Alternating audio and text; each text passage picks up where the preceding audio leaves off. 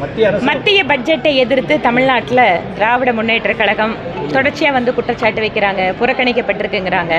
தமிழ்நாடுங்கிற வார்த்தை இல்லைங்கிறாங்க. இதற்கு எல்லாமே முந்தா நாள் வந்து மத்திய நிதியமைச்சர் பாராளுமன்றத்தில் பதில் கொடுத்துருக்காங்க.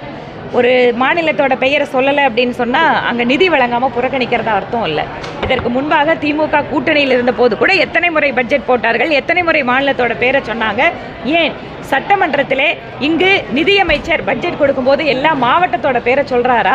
மாவட்டத்தோட பேரை சொல்லனா அந்த மாவட்டத்துக்கு நிதி போகாதா? இதெல்லாம் ஒரு குழந்தைத்தனமான பேச்சு. ஒரு அரசாங்கத்தை வந்து நடத்தக்கூடியவர்கள் ஒரு இடத்தோட பேரை, ஒரு மாநிலத்தோட பேரை சொல்லலைன்னா அந்த திட்டம் அங்கே செயல்படுத்த முடியாமல் போயிருமா? விவசாயிகளுக்கு 6000 ரூபாய் வருஷத்துக்கு கொடுக்குறாருன்னா தமிழ்நாட்டு விவசாயிகளுக்கு சேர்த்து தான் கொடுக்குறாரு. சிறு குறு தொழில் நிறுவனங்களுக்கு கடன் உதவி பண்ணுறாங்கன்னா தமிழ்நாட்டில் இருக்கிற நிறுவனத்துக்கு சேர்த்து தான் பண்ணுறாங்க.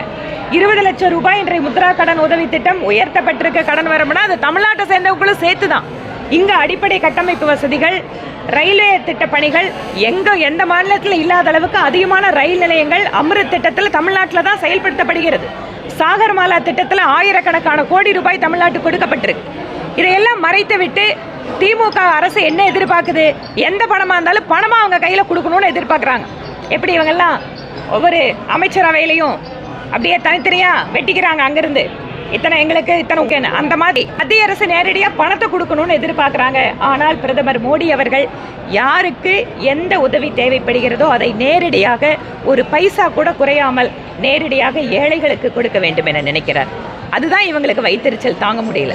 எங்ககிட்ட கொடுத்துட்டா நாங்கள் அதில் எவ்வளோ பண்ண முடியுமோ பண்ணிட்டு மீதி ஏதோ கொஞ்சம் கொடுப்போம். ஆனால் பிரதமர் நேரடியாக கொடுத்துட்றாரு அப்படிங்கிற வைத்தறிச்சல் தான் இன்னைக்கு இந்த விமர்சனத்துக்கு காரணம். மத்திய நிதியை வாங்கி இவங்க வேற திட்டங்களுக்கு பயன்படுத்துவதாக ஒரு சில திட்டங்கள் அப்படி இருக்கு. ஏனென்றால் குறிப்பாக பட்டியலினத்தை சார்ந்தவர்களுடைய கல்வி மேம்பாட்டிற்காக அவங்க தொழிலுக்காக கொடுக்கின்ற நிதியை எடுத்து அரசு இவர்களுடைய சொந்த திட்டத்திற்கு பயன்படுத்துகிறார்கள் அப்படிங்கிற குற்றச்சாட்டு இருக்கு.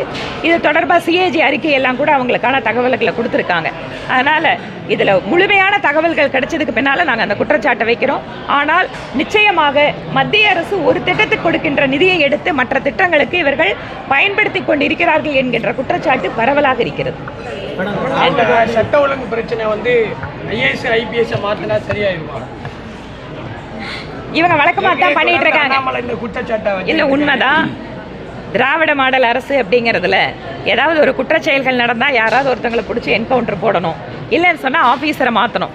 அதுக்காக மக்களுக்கு வந்து நாங்கள் எல்லாம் சரி பண்ணிட்டோன்னு காட்டுறாங்க. ஆனால் ஒவ்வொரு நாளும் தமிழகத்தினுடைய சட்டம் ஒழுங்கு என்பது சீரழிந்து கொண்டிருக்கிறது.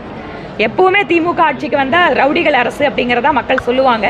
இப்போது மீண்டும் ஒரு முறை திமுக அதை நிரூபித்துக் கொண்டிருக்கிறது.